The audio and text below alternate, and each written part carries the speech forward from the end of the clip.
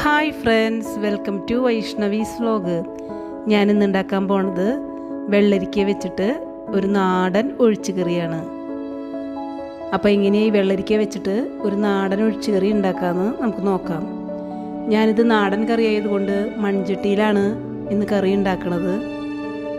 അപ്പോൾ ഒരു വെള്ളരിക്ക ഞാൻ എടുത്ത് വെച്ചിട്ടുണ്ട്. ആ വെള്ളരിക്കര തൊലിയും കുരുവെല്ലാം കളഞ്ഞ് ചെറിയ കഷ്ണങ്ങളാക്കി നുറുക്കി കഴുകി വൃത്തിയാക്കി എടുത്തിട്ടുണ്ട്. ഇനി ഞാൻ മൺചട്ടി എടുത്ത് വെച്ചിട്ടുണ്ട്. ഇനി കഴുകി വൃത്തിയാക്കിയ വെള്ളരിക്ക ഇതിലേക്ക് ഇട്ട് കൊടുക്കാൻ പോവുകയാണ്.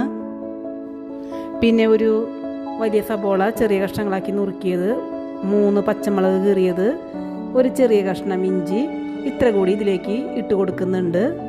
പിന്നെ ഒരു വലിയ തക്കാളി കഷ്ണങ്ങളാക്കി നുറുക്കിയത് കൂടി ഇതിലേക്ക് ഇട്ട് കൊടുക്കുന്നുണ്ട്. 1 ടീസ്പൂൺ കല്ലുപ്പ് ഇതിലേക്ക് ഇട്ട് കൊടുക്കുന്നുണ്ട്. ഇനി നമുക്ക് പൊടികൾ ഇട്ട് കൊടുക്കാം. 1/2 ടീസ്പൂൺ മഞ്ഞൾപ്പൊടി ചേർത്ത് കൊടുക്കുന്നുണ്ട്. 1 ടീസ്പൂൺ മുളക് പൊടി ഇതിലേക്ക് ഇട്ട് കൊടുക്കുന്നുണ്ട്. ഇനി വേവിനാവശ്യമായ 1 ഗ്ലാസ് വെള്ളം ഇതിലേക്ക് ഒഴിച്ചു കൊടുത്ത് 1 സ്പൂൺ ഉപയോഗിച്ച് എല്ലാതും കൂടി മിക്സ് ആവുന്ന തരത്തിൽ ഒന്ന് ഇളക്കി യോജിപ്പിക്കുകയാണ്. ഇപ്പം നന്നായിട്ട് എല്ലാതും കൂടി മിക്സായി വന്നിട്ടുണ്ട്. ഇനി ഞാൻ അടപ്പത്തേക്ക് വെച്ച് തീ ഓണാക്കുകയാണ്. നമുക്ക് ഈ വെള്ളമൊക്കെ ഒന്ന് തിളച്ച് കിട്ടണം. ഇപ്പം തള വന്നിട്ടുണ്ട്. ഇപ്പം ഞാൻ തീ കുറച്ചിട്ട് ഒരു മൂടി വെച്ച് അടച്ചു വെച്ച് വേവിക്കുകയാണ്. ഇപ്പം തീ കുറച്ചിട്ടിട്ടാണ് വേവിക്കുന്നത്. ഒരു 3 മിനിറ്റൊക്കെ കഴിഞ്ഞപ്പോൾ ഞാൻ ആ മൂടി ഒന്ന് തുറന്ന് നോക്കിയിട്ടുണ്ട്. അപ്പോൾ ഹാഫ് കുക്കഡ് ആയിട്ടുള്ളൂ. അപ്പോൾ ഒന്നും കൂടെ ഒന്ന് ഇളക്കി കൊടുത്ത് ഒന്നും കൂടെ ഒന്ന് അടച്ചു വെച്ച് ഒന്നും കൂടെ ഒന്ന് വേവിച്ചെടുക്കാം. അപ്പോൾ ഞാനൊന്ന് അടച്ചു വെച്ച് ഒന്നും കൂടെ വെയിറ്റ് ചെയ്യാണ്. ഒരു 2 മിനിറ്റൊക്കെ കഴിയുമ്പോൾ നമുക്ക് വീണ്ടും ഒന്ന് തുറന്ന് നോക്കാം. ഇപ്പോൾ 2 മിനിറ്റൊക്കെ ആയിട്ടുണ്ട്. അപ്പോൾ ഞാൻ വീണ്ടും തുറന്ന് നോക്കിയപ്പോൾ ഒന്നും കൂടെ കുക്കഡാവാനുണ്ട്.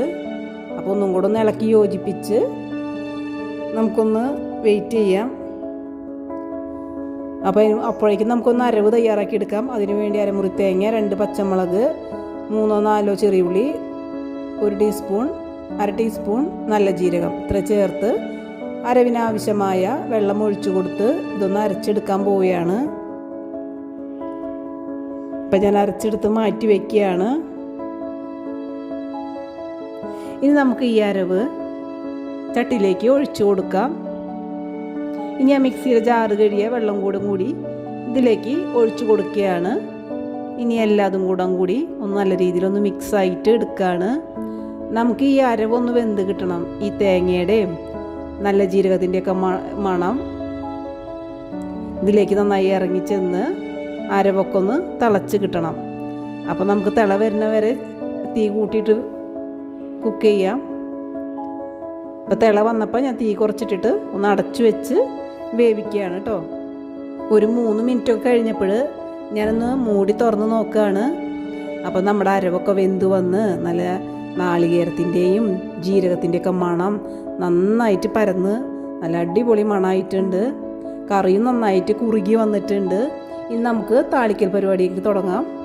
അതിന് വേണ്ടിയിട്ട് ഒരു കുഞ്ഞി ചീനച്ചട്ടി ഞാൻ അടപ്പത്തേക്ക് വെച്ചിട്ടുണ്ട്. ചീനച്ചട്ടി ഇപ്പോൾ ചൂടായി വന്നപ്പോൾ ഒരു 2 ടേബിൾ സ്പൂൺ വെളിച്ചെണ്ണ ഇതിലേക്ക് ഒഴിച്ചു കൊടുക്കുന്നുണ്ട്. നാടൻ കറി ആയതുകൊണ്ട് വെളിച്ചെണ്ണ ഒഴിക്കുമ്പോഴാണ് കൂടുതൽ സ്വാദ് ഉണ്ടാവുക. വെളിച്ചെണ്ണ ചൂടായി വന്നപ്പോൾ 1 ടീസ്പൂൺ കടുക് പൊട്ടിക്കാനായിട്ട് ഇട്ട് കൊടുത്തിട്ടുണ്ട്. 3 വറ്റൽമുളക് കീറി ഇട്ട് കൊടുത്തിട്ടുണ്ട്. ഒരു തണ്ട് കറിവേപ്പില കൂടി ഇട്ട് കൊടുക്കുന്നുണ്ട്. ഇനി നമ്മുടെ താളിച്ചത് കറിയിലേക്ക് ഒഴിച്ചു കൊടുത്ത് ഒരു 5 മിനിറ്റ് നമ്മൾ എനക്കാണ്ട് സെറ്റാക്കി വെക്കണം. 5 മിനിറ്റ് കഴിയണ വരെ നമ്മൾ വെയിറ്റ് ചെയ്യണം. ഈ 5 മിനിറ്റിനുള്ളിൽ നമ്മളെ വെളിച്ചെണ്ണയൊക്കെ കറിയിലേക്ക് ഇറങ്ങി നല്ല മണത്തോടും രുചിയോടും കൂടിയുള്ള കറിയാവും. അതിനുശേഷം ഇളക്കി യോജിപ്പിച്ചിട്ട് നമുക്കൊരു ഡിഷിലേക്ക് പകർത്താം. ഇപ്പം ഞാനൊരു ഡിഷിലേക്ക് പകർത്തിയിട്ടുണ്ട്. ഈ വീഡിയോ ഇഷ്ടപ്പെട്ടാൽ ഈ ചാനൽ ഒന്ന് സബ്സ്ക്രൈബ് ചെയ്യാൻ മറക്കരുത് കേട്ടോ. അപ്പോൾ okay, bye, see you, Tata.